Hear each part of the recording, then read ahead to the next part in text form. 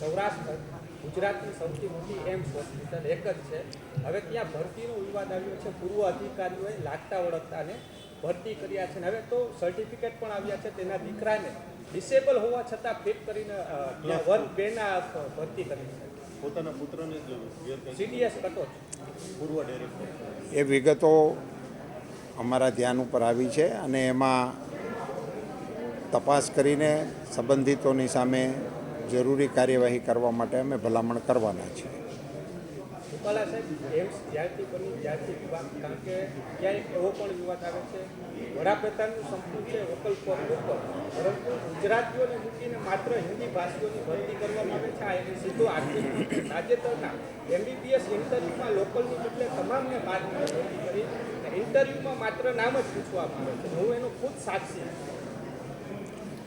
એવી તો કોઈ રજૂઆત અમારા સમક્ષ આવી નથી. એટલે એવી એની